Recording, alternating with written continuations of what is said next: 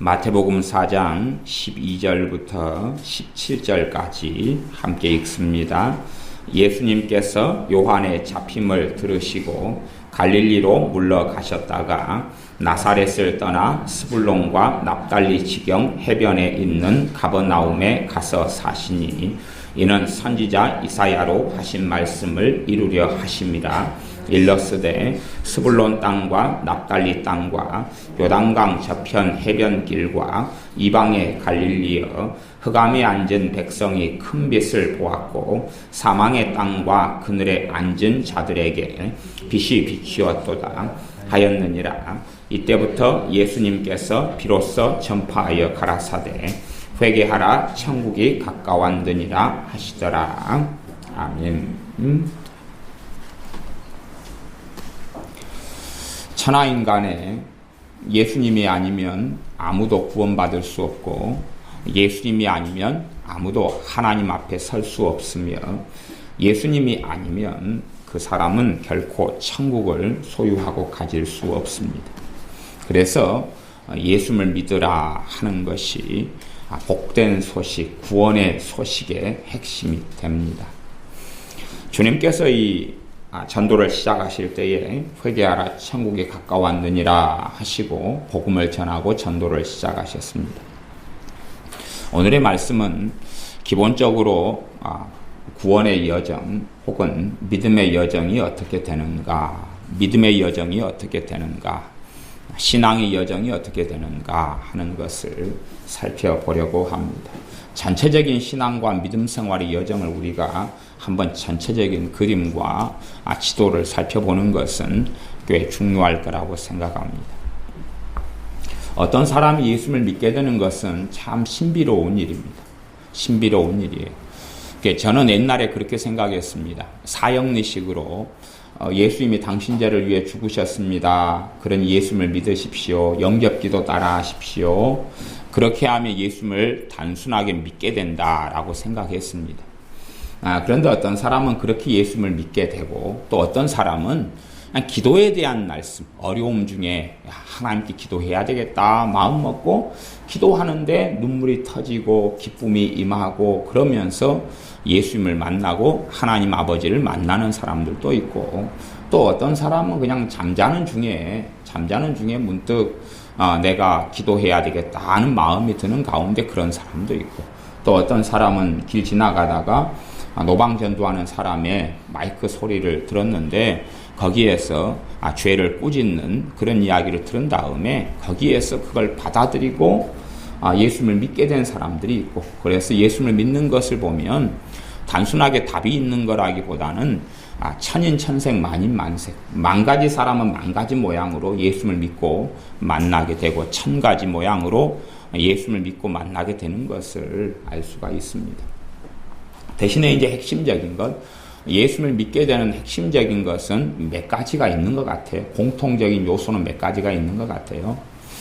첫째는 어떤 요소가 있냐 그러면 우리가 똑같은 식물을 심어도 그 토양이나 밭의 상태, 화분의 상태에 따라서 그 식물이 잘 심어질 수도 있고 안 심어질 수도 있고, 말하자면 돌 위에다가 식물을 얹어 놓으면 그 식물은 살지 않고 죽을 것입니다. 대신에 좋은 땅과 밭에다가 그 식물을 심어 놓으면 잘 살겠지요. 그런 것처럼 토양의 상태가 어떻게 되느냐, 다시 말하면 사람의 마음밭의 상태가 어떻게 되느냐, 사람의 마음의 상태가 어떻게 되느냐 하는 것이 예수님을 쉽게 믿거나 만나거나 하는 핵심이 됩니다. 그래서 성경은 그렇게 말씀합니다. 야고보서 말씀도 그렇고 고린도전서 말씀도 그렇고 무수히 많은 말씀들, 또 산상수훈 마태복음 5장의 말씀도 그렇고요. 어떤 사람이 예수를 믿게 만나게 되느냐 하면 심령이 가난한 사람이 그렇게 되어진다 하는 겁니다. 심령이 가난한 사람이. 또 야고보서 말씀은 하나님께서 믿음에 대해서는 가난한 자들을 택하셨다 그럽니다. 가난한 자들을 택하셨다. 그 가난은 두 가지 가난을 이야기합니다. 하나는 실제적인 가난.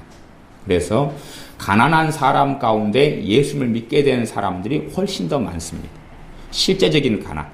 가난한 사람들 가운데 가난하면 비참하고 힘들고 그런 사람들, 환경적으로 가난할 뿐만 아니라 정서적으로, 감정적으로, 세상적으로 불행한 사람들, 그런 사람들이 예수님을 훨씬 더 많이 믿고 만나는데 그것은 하나님의 축복 때문에 그렇습니다. 하나님의 복 때문에 그런데 하나님께서 어떤 복을 인류사에 하나님의 말씀을 통하여 선포하셨냐 그러면 복음에 대해서는 가난한 사람들이 1순위다. 하나님께서는 복음에 대해서는 가난한 사람들을 먼저 선택하셨다는 것입니다. 그렇기 때문에 부자하고 가난한 사람이 똑같이 복음을 들을 때에 부자 마음 상태는 똑같다는 가정 속에 부자 5명, 가난한 사람 5명이 복음을 들었을 때에 부자는 1명이 주님을 영접한다면 가난한 사람은 2-3명 이상이 영접하게 된다 하는 것이지요. 왜냐하면 가난한 사람들에게는 하나님께서 옵션으로 더 큰 은혜와 긍휼을 베푸시기 때문에 그렇습니다.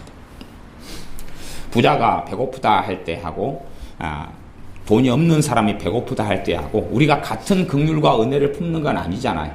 부자가 배고프다 그러면 당신 돈으로 사 먹으셔요. 그런 거고 가난한 사람들은 배고픈데 사 먹을 돈이 없어요. 그러면 제가 그러면 좀 도와드릴까요? 아니면 뭐 좀 빵 좀 여기 있는데 드실래요? 그럴 것 아니에요. 하나님께서는 그래서 가난한 사람들에게는 더 큰 은혜를 주시는 경향을 가집니다. 그건 하나님의 것이니까 하나님의 은혜에 대해서는 가난한 사람들에게 그렇다. 그럼 가난은 2가지 가난이죠. 하나는 실제적인 가난하고 또 하나는 더 깊이 나아가면 심령의 가난입니다. 심령의 가난. 그러니까 어떤 사람이 예수를 믿게 되고 만나게 되느냐 하면 의지할 데가 없는 사람들, 답이 없는 사람들, 의지할 데가 없는 사람들. 정말로 절망을 느끼는데 절망을 느껴서 그 절망을 해소하려고 어떤 것에 탐닉하는 사람들 말고 술이나 친구나 사람이나 여행이나 게임이나 탐닉하는 사람들 말고 절망을 느끼고 답이 없어서 그래서 절망해서 하나님을 찾는 사람들, 그 사람들하고 하나님은 만나주시는 건데 그게 심령이 가난하다는 것입니다. 아무 의지할 데가 없어. 내가 외로워요. 너무 외로우니까 인터넷 게임을 좀 해야 되겠다. 그러면 나는 무엇을 의지하게 됩니까? 게임을 의지하게 되지요. 그런 사람들은 주님을 별로 만나게 되지 못한다 하는 이야기입니다. 저는 지금 예수님 믿기 전에 불신자 이야기를 하고 있는 것입니다. 예수님을 어떤 사람이 만나느냐 하면 가난케 된 사람들, 의지할 데가 없고 의존할 데가 없는 사람들, 대신에 의지할 때와 의존할 때가 있는 사람들은 주님을 제대로 만나지는 못합니다. 제대로 만나지는 못해요. 이게 부자들은 그래서 천국에 들어가는 것이 극히 어렵다 그랬어요. 이게 첫째는 부자들의 이야기고, 왜냐하면 부자들은 무엇보다 의지할 것은 돈이거든요. 돈만 의지하면 병도 아니면 인간관계도 성공도 다 가지고 올 수 있다고 생각하니까요. 그래서 부자들은 돈을 의지합니다. 또 어떤 사람들은 사람을 의지하죠. 사람을 의지하거나 돈을 의지해요. 그런 사람들이 주님을 믿게 될 수는 있으나 그러나 주님의 큰 은혜를 받는 데는 큰 걸림돌이 되고, 또한 주님을 믿게 될 수는 있으나 믿게 되는 믿음 자체가 아주 희박하고 약하게 되어집니다. 주님을 믿게 되었다. 그래서 예수님을 믿는 믿음을 영구히 혹은 반영구히 죽을 때까지, 주님 오실 때까지 수십 년의 시간 동안을 자동적으로 가지고 있게 되지는 결코 않습니다. 그렇기 때문에 주님께서 주님을 믿고 주님을 찾는 사람들에게 어떻게 말씀하시냐 그러면 너희가 나를 부인하면 나도 너희를 부인할 것이다. 그럼 예수님을 안 믿는 사람들이 아니라 믿는 사람들한테 너희가 나를 부인하면 나도 하나님 아버지 앞에서 천사들 앞에서 너를 부인할 것이다. 예수님을 믿게 된 사람들이 예수님을 부인하게 되는 사람들은 굉장히 많습니다. 실제로 예수님의 제자들이 예수님을 믿다가 사도들 빼놓고는 다 떠나갔다는 것을 우리는 복음서에서 봅니다. 이 예수님을 직접 만난 사람들도 예수님에 대한 의심, 불신, 그 말씀이 이해되지 않음, 핍박 여러 가지 때문에 예수님을 따르고 믿고 섬기는 것을 그만둬 버렸고 포기해 버렸고, 실제로 초대교회인 신약교회에서도 그런 일은 많이 벌어졌습니다. 그렇기 때문에 내가 예수님을 믿었다 하는 것이 영구히 내 믿음이 보장되고 구원이 보장되는 것하고는 상관없습니다. 그러니까 요즘에 유행하는 말로 한다면 한 번 구원은 당연히 영원한 구원이 될 수가 없죠. 그래서 종교적이 되는 교회의 특성 중에 하나는 특별히 통합측이나 이런 교회들부터 시작해서 종교적이 되는 교회의 교단, 교파의 특성 중에 하나는 뭐냐 하면 내가 예수님을 지금 믿었다. 그러니 당신은 어떤 경우에라도 천국 간다. 그 가르침을 중심으로 가르칩니다. 그렇기 때문에 어떠한 삶과 어떠한 행위와 어떻게 해도 상관없는 거예요. 자기는 이제 어떻게 해도 상관없는 거예요. 그렇기 때문에 그 사람들은 완악해져 가고 예수님을 떠나가고 항상 예배는 드립니다. 그러나 주님은 만나지 못하고 그 은혜 속에는 들지 못하는 그런 어리석은 사람으로 인생을 마감하게 되고 당연히 죽으면 지옥에 갑니다. 그런 사람들이 이제 한국 교회와 교단과 교파 안에는 유감스럽게 아주 많아져 갑니다. 한 사람이 어쨌든 간에 그 사람을 위해서 누군가가 기도해 주면 복음의 씨앗이 좀 더 자주 떨어지게 됩니다. 내 마음에 밭이 있다 그러면 자주 씨앗이 떨어지면 어떤 것은 죽고 어떤 것은 살 거 아니에요. 평생 한 번 떨어지면 거기에서 죽어버리면 어떻게 할 거예요. 그러나 자주 떨어진다면 살게 되겠죠.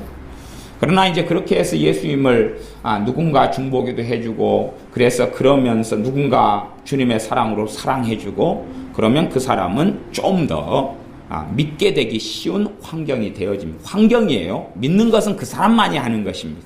물론 하나님은 은혜 주시고 찾아주시고 만나주셔야 되지만 주님이 똑똑똑 노크 요한계시록 3장 20절 말씀에 내가 문 밖에 서서 두드리노니 똑똑똑 그게 주님의 찾아와 주심입니다. 똑똑똑 대신에 마음의 문은 나만이 오픈할 수 있습니다.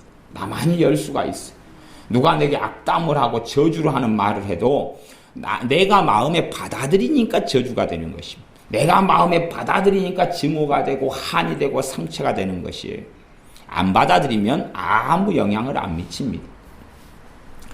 주님은 무수히 많은 살해 위협 속에서 주님은 사셨고 모욕과 주님을 저주하고 비난하는 속에서 주님께서는 이 땅에 우리를 위한 삶을 사셨습니다. 그러나 주님은 그것 때문에 상처받지 않았지요. 왜냐하면 주님 안에는 진리의 말씀이 거하며 하나님 아버지에 대한 사랑으로 채우기를 원하셨고 그 길을 걸어가셨지 사람들의 헛되고 쓸모없고 또한 어리석은 말들을 마음속에 받아들이는 길을 주님은 걷지 않으셨습니다.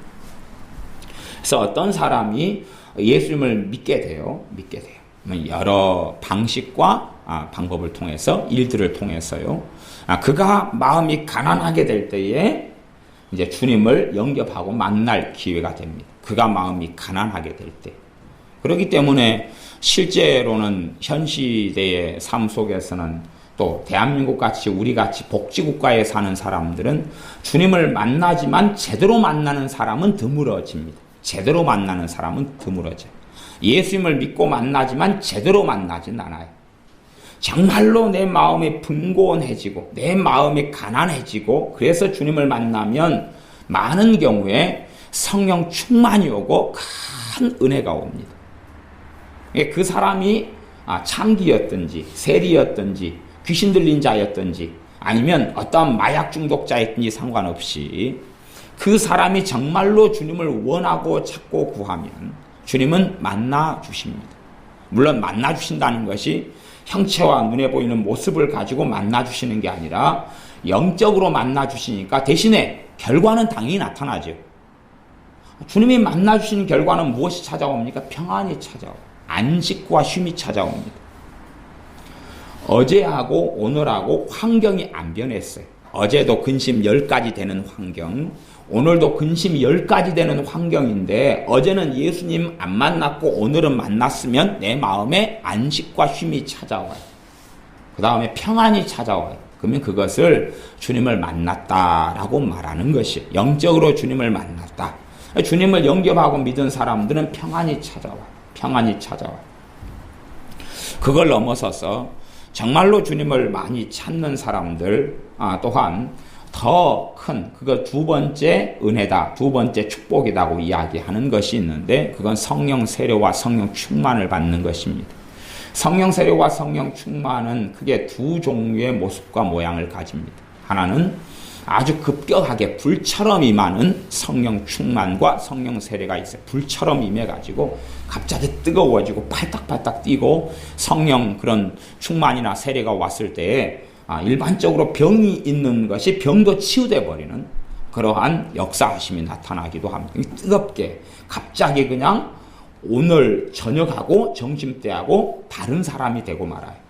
저녁에는 어떤 사람, 저녁에 성령 충만을 받았는데 그 사람이 다른 사람이 되고 말아요. 물론 성령 충만이나 세례를 받았다고 해서 완벽히 다른 사람이 되는 건 그건 말이 안 되는 이야기입니다. 그런데 그 심령에 굉장한 충격을 받게 돼요.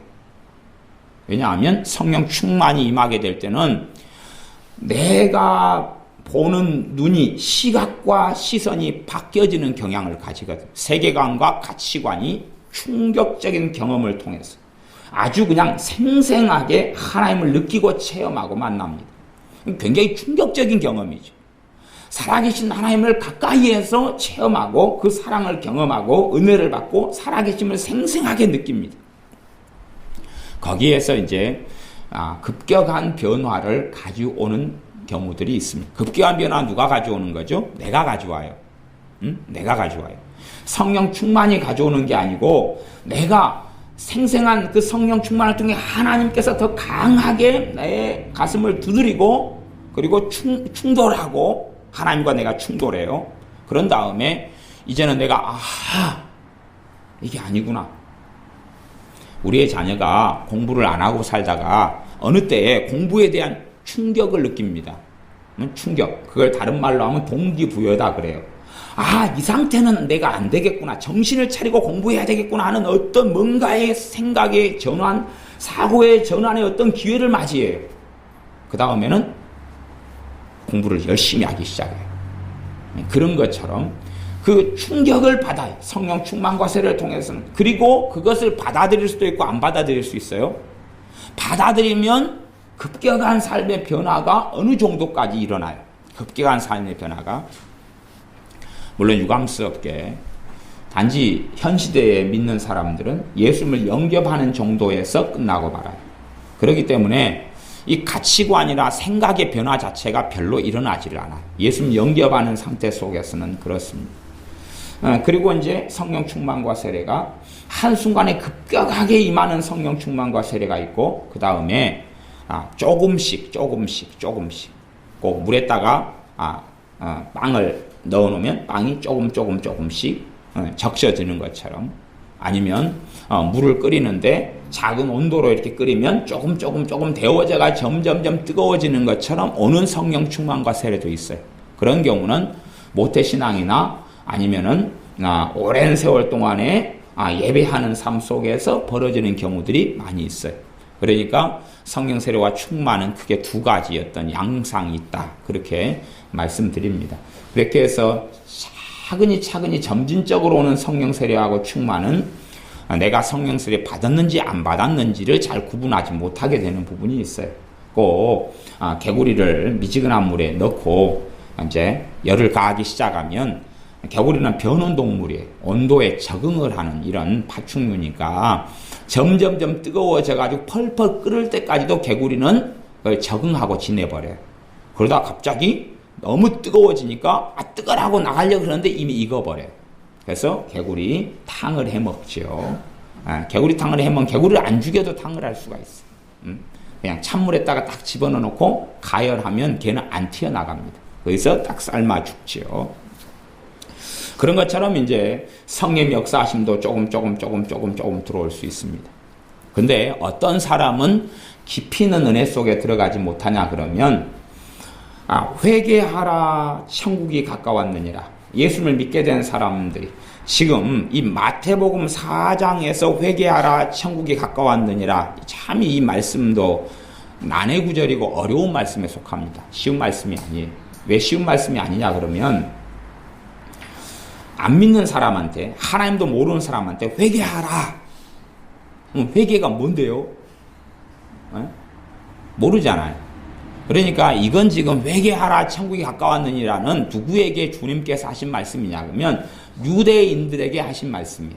일단 그런 문제 차이가 있어요. 유대인들은 조상 때부터 누구를 믿어왔습니까? 하나님을 믿어왔고 하나님 말씀 압니까? 모릅니까? 알아요. 어릴 때부터 회당에서 배워와서 알고 있어요. 그런 사람들에게는 죄가 뭔지를 알고 있고 하나님의 뜻이 뭔지를 알고 있어요. 그렇기 때문에 회개하라라고 이야기해요. 회개하라라고 이야기해요. 이미 하나님을 알고 있는데 명목상은 하나님의 자녀이고 하나님의 백성인데 실제적으로는 하나님의 자녀로 안 살아가요. 그러니까 예수님을 믿고 있으나 실제로 예배는 드리지만 예수님을 부인해버리는 사람들이 예배당 안에는 많이 있어요. 예수님을 내가 과거에는 믿었어요. 2년 전에 믿었어요. 그러나 실제적으로 예수님을 부인해버려요. 그렇기 때문에 그 사람의 예배나 기도 속에는 성령의 역사가 거의 없거나 아니면 없어요. 주님을 부인해버렸거나 아니면 주님에 대한 관심 자체가 없어요. 예수님을 알아가고 닮아간다는 것에 대한 관심 자체가 없어요. 최소한 성령 세례나 성령 충만을 받은 경험이 있거나 그런 성령의 역사하심이 있는 사람들에게 나타나는 공통적인 것은 뭐냐 하면 예수님과 더 깊이 예수님과 함께 살고 싶다. 예수님의 말씀을 더 깊이 깨닫고 알고 싶다. 하나님을 기쁘시게 하고 싶다. 그런 마음이 있어. 하나님을 기쁘시게 하고 싶다. 물론 그 마음을 잃어가 버릴 수 있다고 이야기했어요. 어떻게 하면 잃어가냐 그러면 내 삶, 내 생활의 관심사, 내 문제에 집중해 버리면 나는 이제 생활과 삶 속에서 예수님을 주님으로 섬기지 않게 돼요. 내가 정상적으로 믿음이 성장하고 자라가면 어떤 것을 깨닫게 되고 알게 되냐 그러면 하나님께서 내게 주시는 사명이 있을 텐데 하나님이 내게 주시는 시키는 일이 있을 텐데 누구든지 나를 따라오고자 하면 자기 십자가를 지고 따라와야 한다고 말씀하셨는데 그 십자가는 사명이죠. 십자가는 사명이. 단지 그냥 자신이 겪는 어려운 일, 힘든 일 자체를 사명으로 생각하는 착각은 없어야 됩니다. 아니 3층에서 내가 발을 헛디뎌 가지고 괜히 요즘에 젊은 애들 그거 참 많이 합니다. 인터넷 들어가서 영상 보면요. 저기 파리 에펠탑 같은 데 가가지고요. 안전장치 없이 500m에서 뭐 이런 철골 위를 걸어요. 그리고 동영상을 찍어요. 인터넷에 올립니다. 아주 그냥 800m에서 그냥 막 걸어가요. 죽으려면 별짓을 못하겠어요. 근데 그런 것이 유행을 해요.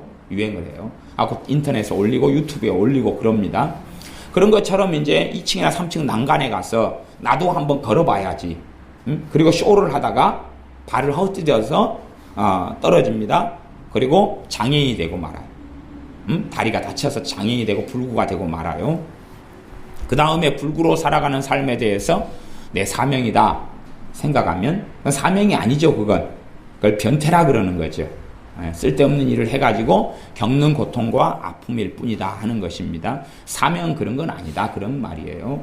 물론 이것이 엄격하게 나누어지고 분리되는 건 아니지만 그래서 믿음이 성장하고 자라가면 이제 어떤 걸 생각하게 되냐 그러면 내게 사명이 무엇일까?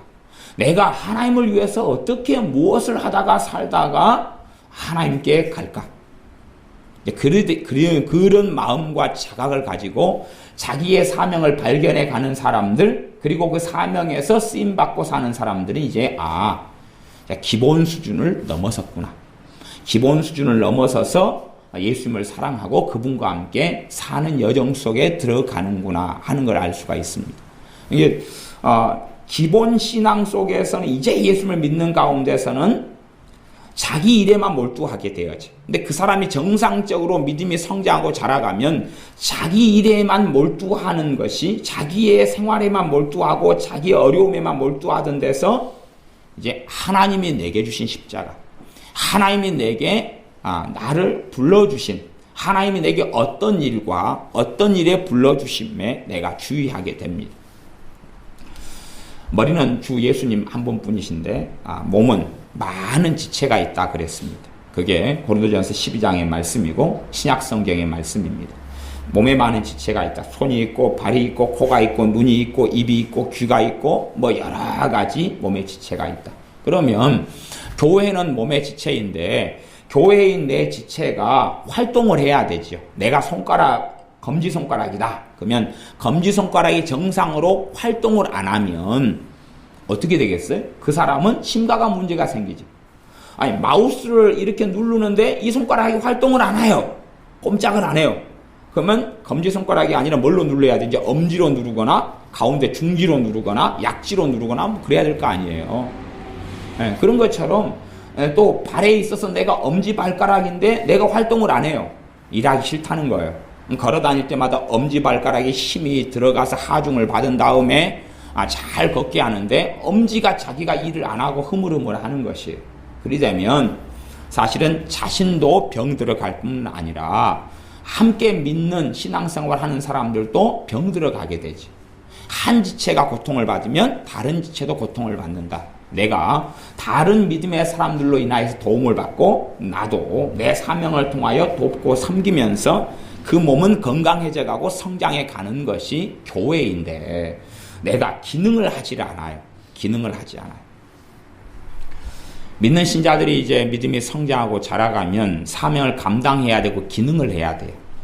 물론 어떤 거짓말에는 속아 넘어갈 수 있냐 그러면 교회 안에 있는 종교성에는 속아 넘어갈 수 있습니다. 교회 안에 있는 종교성에 속아 넘어가서 이것이 사명하고 또한 교회가 인본주의적이고 종교적으로 변해버린 것하고는 아주 요상하게 막 섞여 들어가는 것들이 많이 있어요. 섞여 들어가는 것들. 그래서 예를 들어서 뭐 예배당을 치장하는 것을 하나의 사명으로 만든다든지 예배당 치장 같은 건 뭡니까? 뭐 꽃꽂이 하는 거, 이런 거, 강단 장식하는 거, 이런 것을 교회의 한 큰 일로 만든다든지 아니면 주일학교 같은 것 하면은 저도 주일학교 반사나 교사를 오래 했는데 그렇게 하면 최고 큰일이 1년에 2개가 있어요. 하나는 여름 성경학교, 하나는 겨울 성탄절 준비. 그 2가지가 크게 있어 왔어요. 그럼 여름 성경학교로 하면은 여름 성경학교를 통해서 아이들이 예수님을 만나고 그렇게 해야 되는데 그렇게 하기보다는 그냥 놀이시키고 수영장 가고 게임하고 그렇게 하고 수박 사주고 요구르트 먹이고 막 하는 것으로 해서 여름 성경학교 끝나기 전이나 후나 애들은 똑같아요. 예수님을 만나게 되지는 못해요. 그런데 그런 활동에 하면서 내가 교사로 봉사를 해요. 그러니까 그런 활동 속에서는 내 모든 에너지와 힘과 영역을 고갈시켜버리고 말지요. 저도 그렇게 오랫동안 살아왔어요. 왜냐하면 그 문화 속에 오래 살다 보니까 그게 정상인 줄 알았어요. 이게 아이를 교사가 돼서 주일학교 교사가 돼가지고 아이를 바르게 주님께 주신 사명으로 아이들을 섬기는 방식이 있고 아니면 잘못된 방식으로 해가지고 잘못된 방식을 사명으로 알 수도 있다 그런 말이에요. 그러나 그런 것은 사명이 되기보다는 그 사람을 무너뜨리는 것이 되고 맙니다. 또 성가대 같은 경우도 찬양을 하는 것이 성가대를 하는 것이 정말로 하나님을 기쁘시게 할 수 있고 사명이 될 수도 있고 교회가 종교적이 되어가면 하나님께 찬양하는 게 아니라 사람에게 보이려고 찬양하는 것. 대부분의 교회의 성가대나 찬양단은 누구에게 보이려고 하는 것이냐 그러면 사람에게 보이려고 하는 것이. 사람에게 보이려고 연습하기 때문에 좀 더 고급스러운 찬양으로 편곡한다든지 아니면 좀 더 아름다운 모습을 사람에게 보이는 게 중요하지 하나님께 정말 하나님이 받으시고자 하는 다윗처럼 찬양하는 것에는 관심 자체가 없어요. 찬양하는 사람이 마음을 정돈하고 하나님 앞에 엎드리는 것은 관심이 없어요. 지금은 이제 많이 달라진 것 같은데 옛날에 제가 어떤 찬양단을 참 좋아했습니다. 또 그 찬양단이 영성이 있고 찬양을 하면 성령의 역사가 있고 은혜가 있었어요. 근데 그 찬양단은 그렇게 했다 그래요. 그 유명한 찬양단인데 전국적인 찬양단인데 1시간을 연습을 하면 1시간을 기도했다 그래요. 1시간을 연습하면 1시간을 기도하고 3시간을 연습하면 3시간을 기도했다 그래요. 정말 쉬운 일은 아니죠. 그것이 잘못 갈 수도 있는데 핵심 중에 하나는 그거였던 것이에요. 우리가 찬양을 사람에게 하는 게 아니라 하나님께 하는 것이니 하나님 앞에서 우리가 살자. 물론 지금은 이제 그런 것을 잃어버렸어요. 잃어버렸던 것 같아요. 제가 보기에는 시간이 많이 흘러서 그 유명한 찬양단이 지금도 유명하지만 물론 다른 찬양단은 그렇게는 유명한 그 찬양단이나 찬양 가수나 찬양 사역자들이 많이 있지만 그렇게는 안 하는 것 같아요. 근데 과거에 거기는 그렇게 했다는 이야기를 제가 들었어요. 그러면 그 찬양단이 있다 그러면 그 찬양단은 관심이 사람이 아니라 하나님께 관심이 있어요. 왜? 찬양의 대상은 기본적으로 하나님이시기 때문에. 하나님이 받으시는 찬양을 진심으로 드리는 게 관심이 있기 때문에. 그리고 그게 하나의 사명이 될 수 있죠. 근데 똑같은 그 찬양을 가지고 거짓 사명을 교회 안에서 만들어낼 수는 있어요. 거짓 사명을. 사람이 보기를 좋아하는 성가대, 찬양단, 가운을 입고 거룩한 모습, 웃는 모습, 행복한 모습, 또한 아름다운 화음을 테너, 소프라노, 알토, 베이스 해가지고 집어넣고 독창을 집어넣고 그렇게 해서 그것을 10년, 20년 하면서 거룩한 채 하고 사명을 감당하는 채 할 수 있다 그 말이에요. 그건 종교적이 되는 것이지. 종교적이 되는 것. 셀교회를 하고 구역예배를 드릴 수 있어요. 그렇게 해서 정말로 성령의 인도하심 속에서 내 구역 식구나 셀 식구들을 믿음으로 성장해가며 도울 수 있는 사명의 바른 방향이 있고 또 하나는 계모임으로 만들어버릴 수 있어요. 성령 역사하지 않는 구역예배, 셀예배. 성령 역사하지 않고 사람들만 있는 그리고 사람이 주인공 돼가지고 하는 것. 셀예배 가운데는 아이스 브레이크라는 게 있어요. 아이스 브레이크 책 같은 것도 있는데요. 저도 가지고 있고 또 살펴본 바 있습니다. 그럼 뭐냐 하면 사람들이 모여가지고 대화를 해요. 근데 아이스예요. 아이스. 냉랭해요. 냉랭하고 아무도 말을 안 해요. 침묵하고 서로 그냥 신경질이고 짜증이고 혹은 좀 부담스러워요. 시간들이 할 말도 없고 그럴 때 아이스 브레이크는 뭐냐 그러면 그 얼음처럼 냉랭한 것을 깨뜨리는 그러한 아이디어, 그러한 질문, 그러한 말들을 가지고 책을 만들어 놨어요. 그것을 기본 교재로 셀교회는 삼아요.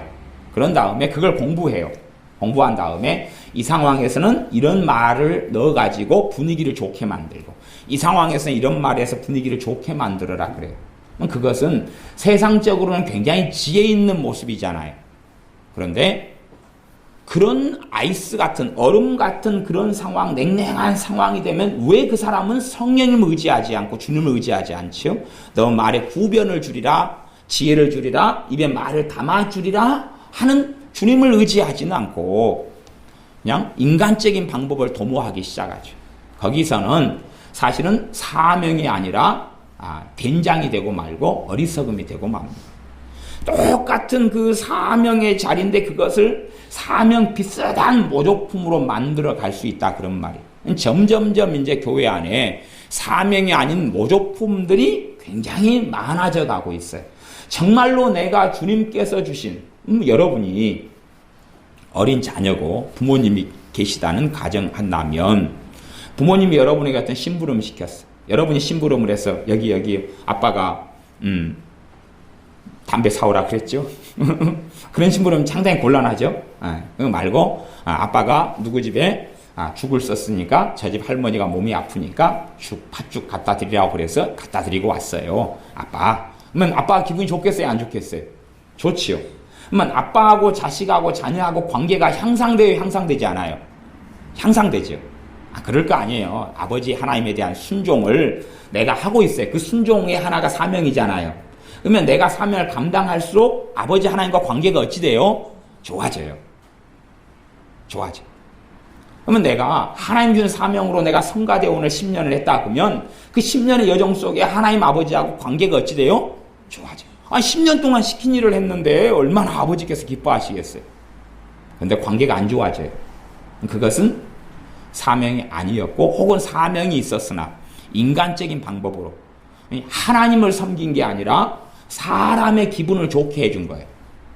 사람을 섬기는 것은 사람의 기분을 좋게 해주는 게 아니라 그 사람으로 하여금 주님께 더 가까이 나아가게 영적 성장을 돕는 것이에요. 그런데 그게 아니라 그 사람의 비율을 맞춰주는 건 또 틀리잖아요. 단지 비율을 맞춰준 거예요.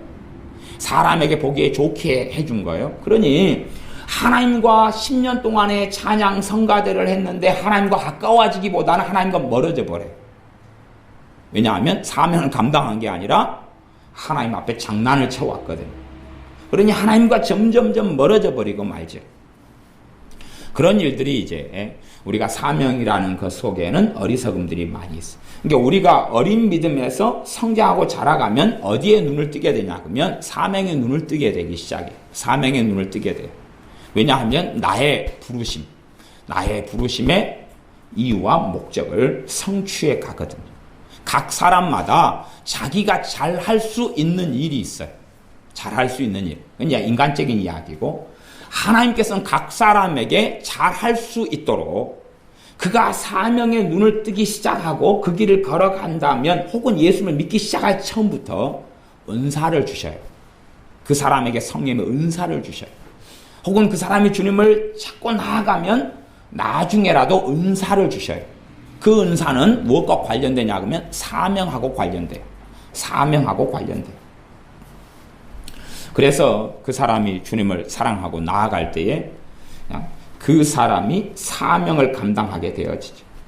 가정으로 이야기하면 일반적인 비유로 하자면 내가 아빠다 그러면 아빠의 사명이라는 게 있지요. 아빠의 일이라는 게 있잖아요. 그치요? 아빠의 일, 가정을 보호하고 생계를 유지하게 해주고 그런 또 자녀를 때로는 훈계하고 이런 기본적인 일, 울타리를 쳐주는 것, 아빠가 울타리를 쳐주는 것, 생계를 유지하게 해주는 것, 그 다음에 자녀를 훈계하고 양육하는데 이렇게 나서는 것 등이 이제 아빠의 기본 사명이죠. 엄마의 기본 사명이 있다 그러면 가정 살림하고 일은 기본 사명은 아니에요. 남자는 일은 기본 사명이고 여자는 일은 옵션이지 사명은 아니에요. 여자는 가정 살림이 하나님 준 사명이에요. 그런 것처럼 각자 이제 근데 태어난 지 3년 돼가지고 3살인데 너 사명은 가정주부야. 3살짜리 가정주부 할 수 없지요. 물론 소년, 소녀 가장이 있지만 3살짜리 소년, 소녀 가장은 없습니다. 그래서 일찍 그냥 소년, 소녀 가장이 10살인데도 될 수는 있어요. 그러나 정말 힘들겠죠. 그래서 한 사람이 성장하고 자라가면 그 사람이 사명의 길을 걷게 되어야죠. 사명의 길을 걷게 돼요. 물론 교회나 목회자나 또 어리석음이 그 사명을 제가 성가대 같은 걸 비유했던 것처럼 이렇게 더럽혀 버릴 수 있어요. 여전도회가 있다 그럼 여전도회가 선교를 해야 된다 하는 명목 속에 돈이 부족하네 선교 헌금을 만들고 선교비를 만들어야 되겠다. 그래서 여전도회 장사를 시작할 수 있어요. 여기서 쇼핑몰을 만들고 그 다음에 깨를 파는 깻집을 만들고 참기름을 파는 참기름 공장을 만들 수 있단 말이에요. 화장지를 또 팔기 시작해요. 하고 장사를 점점점 넓혀요. 영역을 넓혀요. 가을 되면 이제 조금 전에 고구마 나오기 시작했죠. 고구마 장사를 시작하고 감자 장사를 시작하고 옥수수 장사를 시작하고 그렇게 할 수 있어요. 근데 하나님의 집으로 하여금 장사하는 집을 만들지 말라 그랬거든요. 그런데 그것을 많은 교회가 아무 생각 없이 하니까 그것을 사명으로 만들 수는 있어요. 그냥 내 가족이 농사 짓는 사람이 있어서 내가 가족을 사랑하기 때문에 감자를 많이 이번에 하셨네. 감자를 팔아줄 수 있어요. 그건 사명하고 다르고 그냥 내가 섬기는 사랑이잖아요. 근데 사명은 어떤 일이냐 그러면 신앙의 일이고 믿음 속에 있는 일이고 영적인 일이고 그 영적인 일이 사실은 그 사람을 하나님 앞에 세우는 일이에요. 세우는 일. 근데 그런 일에 참기름 파는 것은 사실은 관련이 없거든요. 콩기름 팔고 식용유 팔고 하는 건 꿀을 팔고 하는 건 관련이 없거든요. 근데 그 돈을 벌어가지고 선교비로 충당을 한다? 그러면 이상한 발상이 되고 말아요. 물론 100% 그런 일이 다 죄고 잘못이다는 것을 이야기하는 건 아닙니다. 그러나 대다수는 그런 일들을 교회 안에 예배당 안에 만들어가기 시작하면 그건 사명이 아니라 아주 그냥 비참한 어리석은 길로 달려가는 게 되고 마는데 많은 경우 그런 일들을 이제 사명으로 착각하는 경우들이 생겨난다 그런 말이에요. 착각으로 생겨나요. 중보기도는 어떤 이들에게 주는 사명이에요. 우리가 아내가 어디 몸이 아프거나 어디 친정에 갔거나 그러면 내가 밥을 해서 자식을 먹일 수도 있잖아요. 그치요? 근데 그건 사명은 아니잖아요. 지금 임시로 하는 거예요. 그런 것처럼 어떤 일을 내가 임시로 할 수는 있지만 이게 내 중보기도를 모든 사람이 임시로 할 수 있다 그 말이에요. 그치요? 또 모든 사람이 중보기도를 해야 되고, 하지만 그것을 사명을 받은 사람들은 또 있어요. 사명을 받은 사람들. 중보기도의 사명을 받은 사람들은 기본적으로 중보기도 은사가 와요. 그래서 기도 제목이 잘 보이고 기도 제목을 꿈이나 환상이나 혹은 성령의 역사를 통해서 주셔요. 자주. 그러면 이 중보기도가 사명인데 그렇게 해버리는 사람들도 있어요. 교회에서 기도카드를 만들어서 기도 제목을 적어서 줘요. 100명이 주었다 그러면 100명 기도카드를 첩을해가지고 만들어요. 이렇게 파일로 만들어요. 그래가지고 기도실에 앉아가지고 넘겨요. 이 사람 기도 제목, 이사 하나님 잘하게 해주세요. 한 장 넘기고, 이 사람 결혼이네, 결혼, 하나님 결혼요.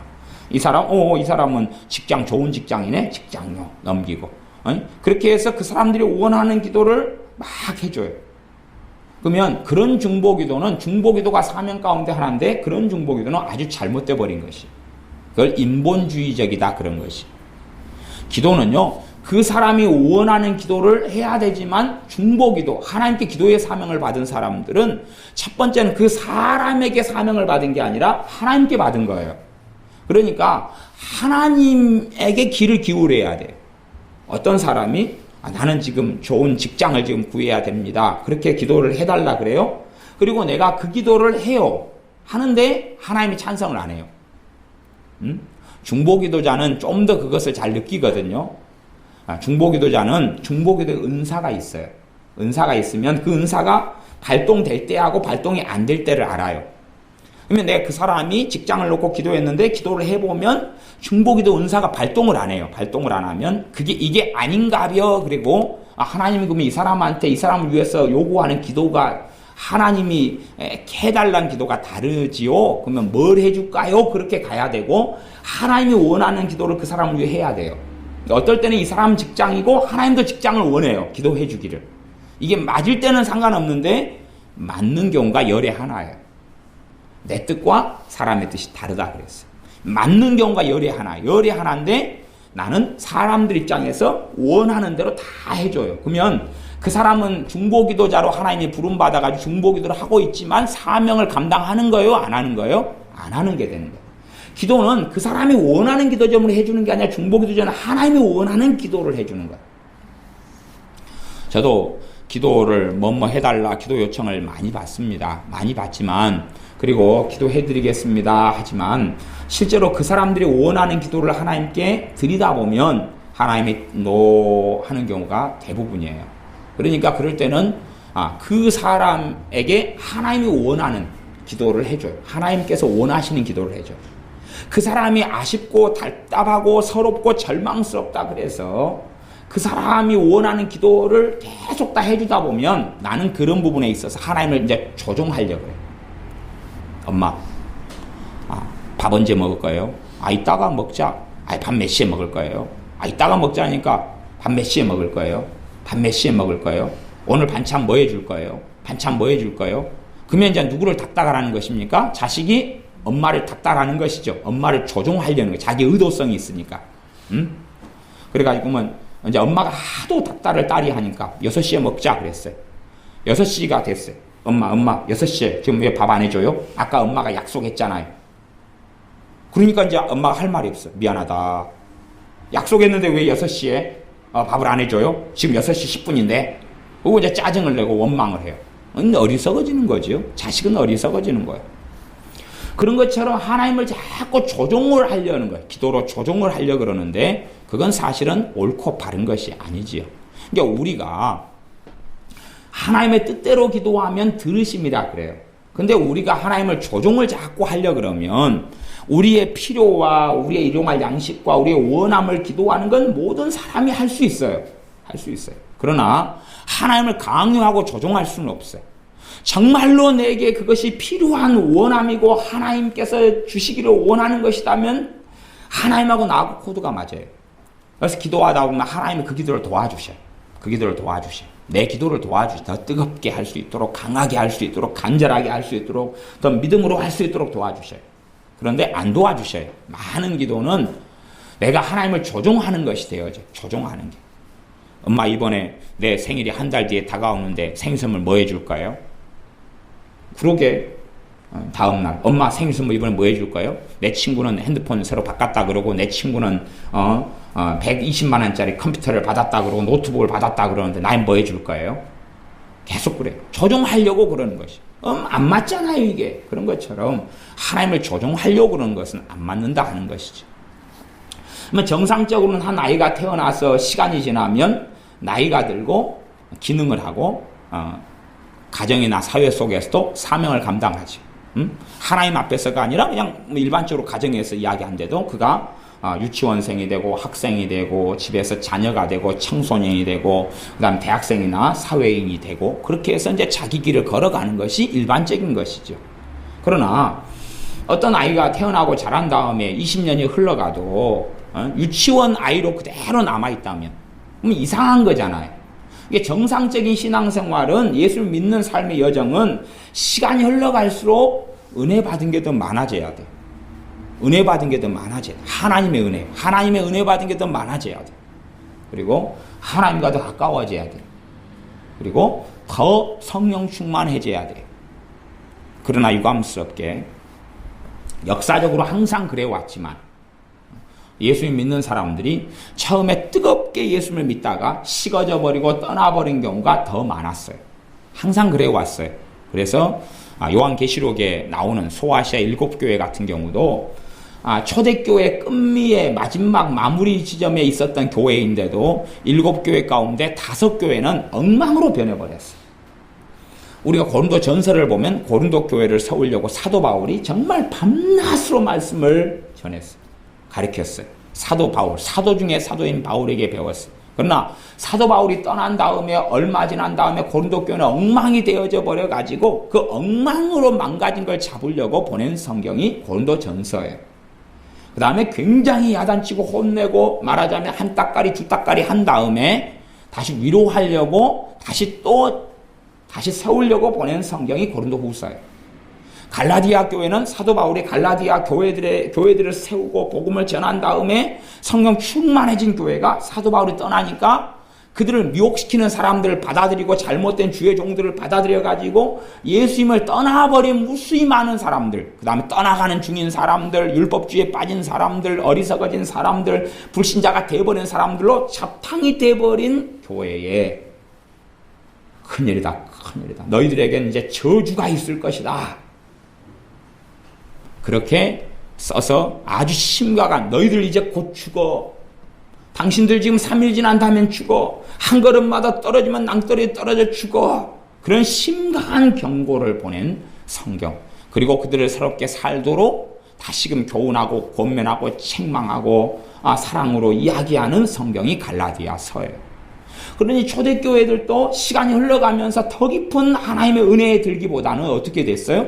실족하고 자빠지고 넘어지고 은혜가 떨어지고 그런 과정을 대부분이 걸었어요. 인류 역사인 우리의 신앙의 여정들도 유감스럽게 하나님은 절대 그것을 원하시지 않고 주님은 원하시지 않는데 방심하고 방임하고 해이해지고 그렇게 하다 보면 더 깊은 은혜 속에 들고 하나님이 예비하신 것이 막 1000,000가지다 그러면 1000,000가지 가운데 몇 가지만 채 못 누리고 못 가지고 그리고 인생을 마감하거나 아니면 더 어리석어져서 처음에 사랑을 버려버렸던 에베소 교회처럼 그 뜨거움을 잃어버리고 그 사랑과 기쁨을 잃어버린 가운데 신앙을 마감해버릴 수도 있다는 이야기입니다.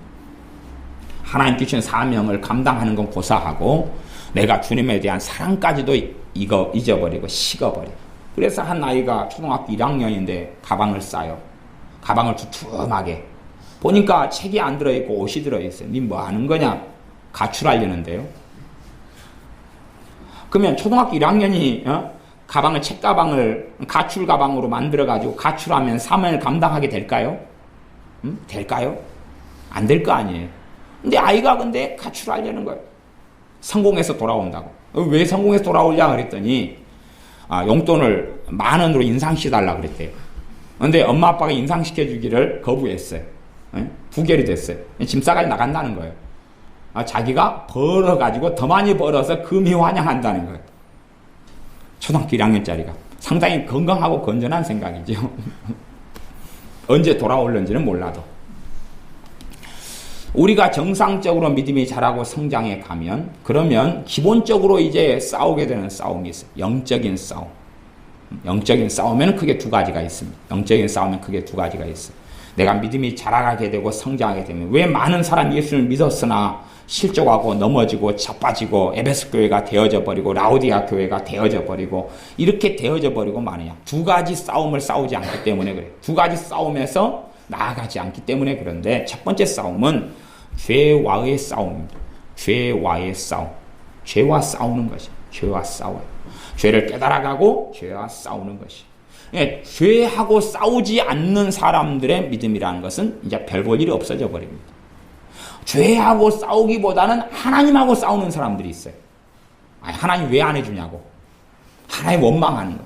빨리 안 해주냐고. 왜 나를 이렇게 가만두냐고. 어떤 사람들 하나님의 주권에 대한 말씀을 들어요. 하나님의 주권에 대한 말씀은요. 그건 어떤 사람들 것이냐 그러면 큰 믿음을 가진 사람들의 것이에요. 하나님의 주권에 대한 말씀은 성령 충만하며 하나님을 신뢰하며 하나님과 너무 가까이 사는 사람들에게 주어진 말씀이 하나님의 주권에 대한 것이에요. 그 사람들만 가질 수 있는 말씀이 하나님의 주권에 대한 말씀. 하나님의 주권은 뭐냐 하면 하나님께서 내 삶의 하나하나를 다스리고 통치하시고 함께 하신다는 거예요. 그게 하나님의 주권에 대한 기본적인 이야기예요. 물론 원체 방대한 이야기이기도 하지만 어지간한 믿음을 가지고는 하나님께 내 삶에 하나하나 관여하시는 것을 경험할 수 없어요. 물론 미혹 들어가고 마귀가 충만한 사람은 성령님인 것처럼 알고 하나하나 간섭하는 것을 경험하죠. 귀신이 간섭하고 성령님이 다 간섭하는 건 경험해요. 그러나 어지간한 사람은 그 큰 믿음 그냥 얻을 수 있는 게 아니라 예수님을 사랑하면서 오랜 세월을 산 사람들이 얻게 되는 거예요. 진리 가운데 말씀 가운데 주님과 함께 오랜 세월을 살아가는 사람들이. 그런 사람들이 뭘 경험하냐 그러면 하나님의 주권을 경험해요. 하나님이 나와 친밀히 하고 동행하며 나는 너희의 친구라 하는 것을 경험해요. 믿음 속에 주님과 오래 살아가는 사람들, 그냥 환상 보고 꿈 보고 애언하고 치운사 받고 은사 받아가지고 경험하는 게 아니에요. 아니면 황홀경을 체험하고 입신하고 천국을 보고 지옥을 보고 그렇게 절대 경험할 수 있는 게 아니에요. 그건 그렇게 되는 게 아니에요. 그냥 하나님께 보여주신 영적인 눈이 좀 열려가지고 한순간 잠깐 그 맛배기를 보고 구경은 할 수 있어요. 그러나 하나님의 주권은 큰 믿음을 가지고 하나님과 동행하며 오랜 여정을 산 사람들이 성령 충만해가지고 막 말하자면 한 10년 이상 살아오고 이런 사람들이 하나님의 주권이라는 것이 무엇인지를 그 사람들은 깨닫고 알아요. 하나님의 주권을 전하고 가르치지만 그냥 살짝 맛만 많은 사람들은 볼 뿐이에요. 그래서 믿음이 이제 성장하고 자라가면 그 사람은 죄와 싸우는 걸 배워요. 첫 번째 죄와 싸워요. 두 번째는 마귀하고 싸움을 알아요. 죄와 싸우고 마귀하고 싸워요. 왜냐하면 죄를 불러일으키는 것이 마귀고 또한 내 안에 있는 죄인된 본성이고 그 다음에 마귀가 죄가 있을 때에 끊임없이 공격하고 죄를 짓게 하고 공격하고 그래서 이 죄인된 나라는 이 본성 옛 본성이 끊임없이 죄를 짓고 마귀가 충동질하고 이 두 가지의 싸움에서 이제는 어느 정도 승리한 사람들이 걷는 길이 하나님은 그 사람을 군사라 그래. 그때부터 그 사람을 영적 군사라 그러고 하나님의 쓰임에 이제 합당하게 되어졌다 그래. 그전에는 임시적으로 일을 맡기어는 봐요. 야 딸아 너가 이제 고등학교 1학년이니까 엄마가 오늘은 계모임 갔다가 늦을 것 같으니까 아빠 밥 차려드려라. 임시로 맡는 거지요. 임시로 맡는 거예요. 그러나 전문적으로 맡을 때는 이제 그런 준비가 다 필요하죠. 준비가 안 됐는데 맡아가지고 하려면 환장하죠. 너무 힘드니까. 애를 키울 준비가 안 됐는데 애를 낳아버렸어요. 애 키우는 것이 그냥 지옥같죠. 나는 여행 가고 싶은데 3개월 젖먹이가 내 발목을 잡아요. 나는 나이트클럽에 가서 춤추고 싶은데 7개월 임신한 배가 내 발목을 잡아요. 그러면 환장할 거 아니에요, 젊은 애들은. 그러면 어떻게 살 거예요? 그래서 죄와 싸우고 마귀하고 싸우는 걸 알아가요. 믿음이 이제 어느 정도 성장하게 됩니다. 물론 처음에 예수 믿었을 때부터 죄와 싸우고 마귀하고 싸워야 돼요. 물론 마귀 역사를 잘 모를 수도 있어요. 물론 어릴 때부터 많이 경험해오고 영적으로 민감하고 예민한 사람들, 많이 당한 사람들은 그걸 좀 설명해주면 알아요. 아, 이게 마귀 역사구나. 근데 둔한 사람들도 있어요. 둔한 사람들은 설명해줘도 몰라요. 잘 모르는 사람들도 있어요. 근데 마귀하고 싸우고 죄와 싸우는 두 가지를 해나가면서야 하나님과 가까워져요. 그 믿음이 성장해가요. 죄와 싸우는 걸 알지 못하는 사람들은 그 어린 믿음이 이제 죽을런지 살런지를 장담을 못해. 예수님을 믿게 됐는데 그 믿음이 도대체 알 수가 없어. 알 수가 없어. 마귀하고 싸움, 죄와 싸움이 첫 번째예요. 마귀하고 싸움이 첫 번째가 아니라. 근데 하나님의 주권에 대한 어설픈 이야기를 들은 사람은 누구하고 싸우려고 하냐면 하나님하고 싸우려고 해요. 너희가 얻지 못하면 기도하지 않기 때문이다. 구하지 않기 때문이다. 너희가 구하여도 얻지 못하는 것은 욕심과 탐심으로 구하기 때문에, 정욕을 위하여 구하기 때문에 너가 얻지 못하는 거다. 근데 정욕을 위하여 구하거나 기도하지 않거나 그렇으면서 하나님의 주권이라면서요, 하나님이 다 하실 수 있다면서요, 왜 나를 이렇게 힘들게 지금도 놔두시는가요? 이럴 수가 있어요. 누구하고 싸우는 거예요? 하나님과 싸우는 거예요. 하나님과 싸운다. 하나님과 싸우는 쉬운 방법을 가르쳐 드릴게요. 지나가다 보면 전봇대가 있잖아요. 거기에 머리를 들이받으세요. 세게. 2m 뒤로 갔다가 마라톤 달리기 100m 뛰는 것처럼 앞으로 콱 머리를 가지고 세게 콱 들이받으세요. 다시 3m 뒤로 가가지고 다시 세게 들이받으세요. 그래서 전봇대가 깨지고 무너지면 여러분은 하나님과 싸워서 이길 이제 1말에 0.00000000001%의 가능성을 가지시게 됐어요.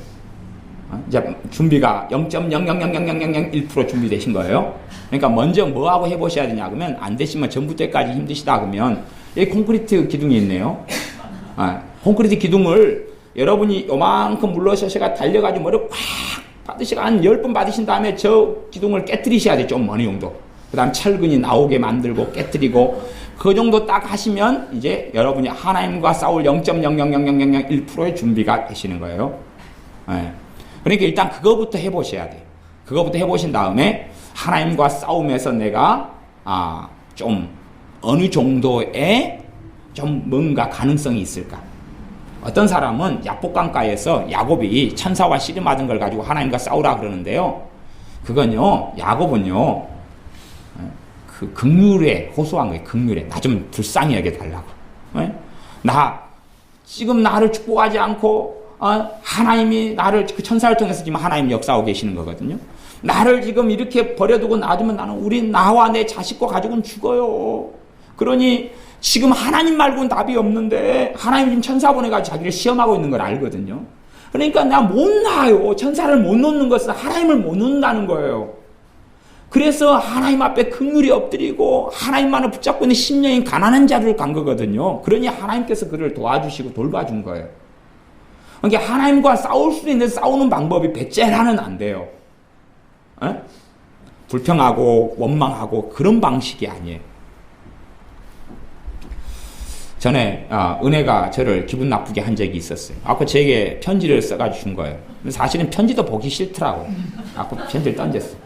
그래서 주변 사람들이 왜 개봉을 안 하냐 그러더라고요. 그래서 몰라. 그리고 그냥 개봉하고 싶으면 해보세요. 그리고 했더니 개봉을 했는데 읽어보니까 제 마음에 감동이 되는 거예요. 왜냐하면 변명을 하지도 않고 잘못했다고 비는 거예요.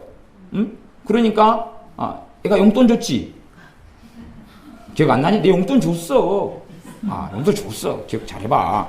그러니까 잘못을 했는데 마음이 잘못을 너무 잘 비는 거예요. 그러니까 얘가 나중에 돈 벌어가지고 헌금도 많이 낸다 그러고 막. 어쨌든 간에 진정성 있게 그러는 거예요. 그러니까 그렇게 저하고 싸울 때에 내가 뭘 잘못했는데 목사님 뭘 잘못했다고 그렇게 성질 내세요? 그럼 되게요? 그렇게 싸워가는 답이 있어요 없어요? 없는 거예요. 그러니까 하나님과 그렇게 싸우는 사람도 있어요. 하나님 원망하고 분노하고. 아니요. 그렇게는 안 해요. 하나님과 싸우는 게 아니라 누구하고 싸워야 돼? 죄와 싸우고 마귀하고 싸워야 돼. 그럴 때 이제 내 믿음이 성장해가고 자라가는 것이. 말씀 이제 마무리해 가겠습니다. 오후에도 말씀을 계속 전할 테니까요. 그래서 이 마태복음 4장에 있는 회개하라 천국이 가까웠느니라. 안 믿는 사람에게 전할 수 있는데 그 안 믿는 사람이 최소한 과거에 믿었던 이력이 있는 안 믿는 사람이거나 제 유대인들 같이 하나님을 이미 말씀을 알고 있는 사람들이거나 그럴 때는 이 메시지가 좀 더 효과적이에요. 주님은 그렇게 하셨고 불신자들에게는 사도 바울이 불신자들에게 복음을 전할 때는 주 예수를 믿으라. 그리하면 너와 내 집이 구원을 받으리라. 그렇게 말씀을 전하셨어요. 유대인들에게는 회개하라 그랬고 왜? 죄가 뭔지를 아니까 회개가 가능하겠죠. 그러나 불신자들은 죄가 뭔지를 윤리적으로는 알지만 그것이 그 죄가 국가에서 자기를 처벌해야 되는 죄는 별로 안 짓고 살아가요. 안 짓고 살아가요. 그래서 죄라기보다는 잘못이라고 알고 있죠. 죄는 지금 누구 앞에서 이야기하는 거예요? 하나님께 지은 걸 죄라 그러는 거예요. 하나님을 분노케 했고 하나님 앞에 심판을 가져오게 한 것이 죄고 양심적으로 당신이 잘못했잖아요. 잘못 없는 사람이 뭐가 있어요? 그건 죄라고 이야기하는 게 아니에요. 잘못이라고 이야기하고 실수라고 이야기하는 것이에요. 그런 부분에서는 회개라는 것은 하나님을 아는 사람만 사실은 가능해요. 예수님을 안 믿는 사람이 하는 진정한 회개는 예수님을 믿게 되는 거예요. 예수님이 아니라 남편이나 아내나 돈이나 자기의 행복을 자기의 우상으로 주인으로 삼고 사는 사람들이 하는 최상의 회개는 예수님을 주인으로 삼는 것으로 바꾸는 거예요. 예수님을 주인으로 자신의 왕으로 자신의 행복의 근원으로 자신의 기쁨의 근원으로 자신의 평안의 근원으로 자신의 인생과 삶의 동기와 이유와 목적점과 목적지로 삼는 그런 사람들이 예수님을 믿게 되는 것. 그렇게 하려고 예수님을 믿게 되고 그렇게 하는 여정을 걷는 것이 예수님을 믿는 거예요. 그러니까 그 사람들이 하는 불신자가 하는 최고의 회개는 예수님을 믿는 것이 누구로요? 주님으로 믿는 것이. 자신의 구원자로 믿는 것이. 돈이 구원해 주는 게 아니라 가족이 구원해 주는 게 아니라 사람이 하는 게 아니라 환경이 하는 게 아니라 예수 그리스도께서 하신다는 것을. 또한 자신을 다스리고 통치하는 분으로 주님을 만나는 것이에요.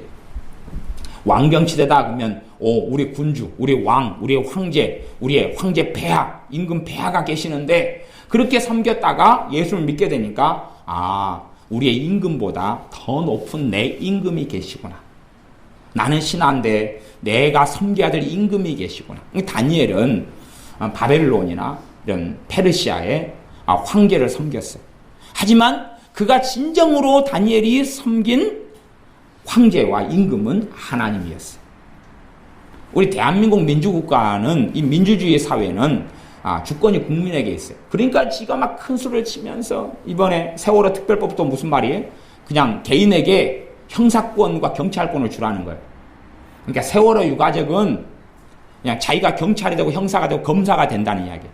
아무나 다 잡아들여. 그게 무슨 방식이죠? 공산당 방식이죠. 공산당은 인민재판을 지그들이 멋대로 하는 거죠. 공산당원이 된 사람들은 공산당원이 아닌 사람들은 무조건 처결할 수 있는 권한을 가지지 않아요. 그래서 죽창으로 찔러 죽이고 지극히 모여서 인민재판 해가지고 다 살인해 왔던 거잖아요. 그런 것처럼 세월호 특별법은 그 뒤에가 그것이 있죠. 세월호 지금 단식하고 있는 사람에 대한 그 정체에 대해서는 구구절절 이야기하지 않겠습니다. 제가 자료를 카페에 올려놨으니까.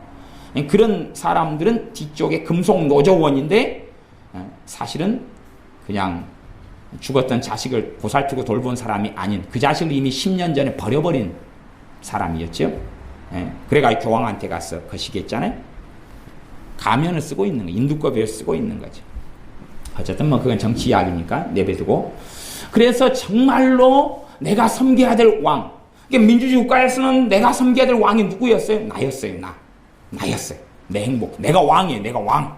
내가 왕이었는데 정말 내가 이 군주국가 같은 왕권국가 같은 내가 섬기는 왕이 있었다 그러면 하나님으로 왕을 바꾸는 건 좀 더 쉬워요.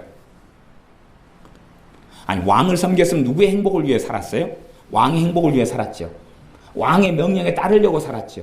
그래서 사실은 이 왕권 국가에서 예수를 믿게 되는 것이 더 바르게 믿게 되는 길이기도 해요. 물론 더 좋은 정치 형태는 민주 형태예요. 그러나 민주주의에서는 예수를 믿게 되기가 더 어려워요. 왜냐하면 최소한 예수님을 내 하인으로 부리려는 사람들하고 마귀처럼 사탄 루시퍼처럼 하나님과 나 동등이요. 하나님과 비길이라 건 거예요. 하나님보다 높아지리라 건 게 아니고 사탄이 가요. 하나님과 쌤쌤 같은 자리에 있고 싶소. 하나님과 비기고 싶소. 동등하고 싶소 한 거지요. 예수님 믿는 사람들이 예수님과 동등하고 싶소. 동등하고 싶소. 아니면 예수님 내 하인이 되어주시오. 내가 원하는 것을 당신은 해주시기만 하고 당신이 원하는 이야기는 하지 마시오. 피곤하니까. 응? 근데 그런 사람들이 예수 믿는 사람들이 많은 사람들이 그런데 그 사람들이 걷는 길은 예수님 가까워지는 길은 아니에요. 예수님은 누구 하인이 되어주시지 않거든요. 구원자가 되어주시고 생명의 주님이 되어주시고 왕이 되시기를 원하시지 그러지 누구의 하인과 종이 되기를 원하시지 않아요. 예수님을 하인과 종으로 대접하는 사람들은 주님과는 이제 멀어져 가죠. 그 다음에 예수님과 동등으로 해서 내 인생의 주인이 나니 당신도 내 삶에 끼어들 때는 허락이씩 끼어드시오. 함부로 나한테 하지 마시오. 오늘은 기분 나쁘네. 하나님, 예수님 해 나가는 사람들은 심각한 자리로 들어가죠. 정말 예수님 믿게 된 사람들이 걷는 여정이 예수님을 내가 섬겨야 될 내 군주. 내가 과거에 서양으로 하면 기사라면 기사 계급 있잖아요. 돈키호테 같은. 대신에 풍차를 향해서 돌진하면 안 되고요. 적군을 향해 돌진해야 되는데 왕의 기사로서 왕의 명령을 왕명을 받으면 말을 타고 큰 이런 창을 들고 그 다음에 헬멧을 쓰고 갑주를 쓰고 탁 나른 다음에 이리야 그 적군을 향해 돌진 그러면은 저기 10,000명 적군이 있고 이건 기사가 이거 20명밖에 없어도 왕이 돌진 명령 내리면 10,000명을 향해 20명이 말 타고 전진 내버립니다. 그게 과거의 기사도였어요. 기사도. 왜냐하면 누구를 위해 충성하니까요? 왕을 위해 충성하니. 그래서 기사는 여러분이 그 영화 같은 거 안 보십니까? 무슨 검 이렇게 바위에서 뽑아가지고 그 사람들 원탁의 기사들 임명하고 그러잖아요. 에? 그러면은 그럴 때 그 기사들은 그런 사람들이에요. 왕의 명령을 위해서라면 물불을 가지지 않고 충성하고 가는 기사도를 가진 사람들. 물론 이제 기사도에서도 좀 넌센스가 왕이 나쁜 놈일 때는 어떻게 할 것이냐. 악한 명령에도 따라야 되느냐 하는 이제 넌센스와 딜레마가 생겨나요. 물론 우리 이순신 장군 같은 경우는 나쁜 명령에 따르진 않는 참된 기사도를 가졌지요. 왜? 하나님에도 놀라운 법이 있다는 걸 그가 몰랐으나 그러나 그는 백성을 위하는 마음 때문에 임금의 잘못된 명령에는 사실은 노했죠. 그래서 마지막 죽음의 길을 걸어갔죠. 임금이 일본군 막지 마라 그랬는데 막으러 갔잖아요. 원수를 그냥 보낼 수 없다고. 그러니까 사실은 살아나면 왕명거역으로 그만이 아니라 그냥 부족을 멸할 수 있는 또 그의 부하들도 장수들 그 명령을 따르고 왕명을 어기고 이순신 장군의 명을 따른 사람들도 다 반역죄가 될 수밖에 없는 왜? 당시에는 임금의 권세보다는 권문세족의 신하들의 권세, 당파 싸움이 아주 극렬했던 시대이기 때문에 왕이 보호해 주려 해도 보호해 줄 권력을 왕이 다 가지고 있지는 않았거든요. 우리가 정말로 내가 기사로서 섬겨야 될 내 왕이 있다는 거죠. 근데 내가 왕인 사회 속인 현대 사회, 한국 사회 같은 경우는 예수님을 왕으로 섬겨 살기가 어려워요. 그러나 예수님을 왕으로 섬겨가는 걸음을 걸을 때는 그분이 싫어하는 것이 죄잖아요. 죄를 떨구기 위해서 싸워야 되고 죄를 떨구기 위해서 성령 충만을 받아야 되고 죄와 싸워 이기기 위해서 하나님의 능력을 받는 게 성령 충만이고 성령 세례고 또한 마귀와 싸워 이기기 위해서 마귀 역사를 마귀는 나로 하여금 하나님의 길을 벗어나게 만들고 하나님과 동행하지 못하게 만드니까 그 저주받은 이 마귀 귀신들을 물리치고 나아가서 다른 사람들의 삶 속 역사는 마귀 역사까지도 물리쳐 줄 수 있는 전쟁의 용사가 되기를 원하십니다. 자기가 자기 삶에 있는 마귀 역사를 물리쳐야지 부모는 자기 자녀들의 삶 속 역사는 마귀를 물리쳐 줄 수 있는 하나님의 권세와 능력을 가지게 되죠. 내게도 역사는 마귀를 물리치지 못한다 그러면 내 자녀들에게 역사는 마귀는 어떻게 물리칠 거예요? 그래서 우리의 믿음의 성장이 예수님을 주님으로 믿고 구주로 믿고 만나서 이제는 정말로 그의 신하가 되는 것, 그를 충성되이 섬기는 것, 그를 위해 사는 것. 이순신 장군이 그래도 왕에 대한 그 충성심이 있어서 그는 그렇게 이야기했어요. 임금이 나를 불러주면 온 힘을 다해서 그를 위하여 살 뿐만 아니라 백성을 이롭게 하겠다. 그러나 그가 불러주지 않으면 초야에서 야인처럼 그렇게 살다가 죽겠다. 그런 이제 마음에 큰 마음을 품고 있었죠. 근데 정말로 우리 주 예수님께서 우리를 불러주셨는데, 그럼 우리는 그분을 위해서 충성되게 살다가, 인간적인 충성이 아니라 정말로 주님을 위하여 살다가 죄와 싸우고 마귀하고 싸우고, 그 다음에 주님이 준 사명을 감당하면서 내 가정에서, 직장에서, 사회에서, 지역사회에서 그렇게 살다가 주님을 배울 때 그 사람과 주님은 긴밀하게 함께하고 그분의 은혜를 더 깊이 누리며 주님과 동행하는 믿음의 여정을 걷게 됩니다. 기도하겠습니다. 아버지 하나님, 신앙의 여정, 믿음의 여정에 대해서 말씀을 나누었습니다. 우리가 죄와 싸우지 않고 또한 죄와 피 흘리기까지 싸우지 아니하는데 우리가 이제 죄와 싸우는 사람들이 되게 하여 주시옵소서.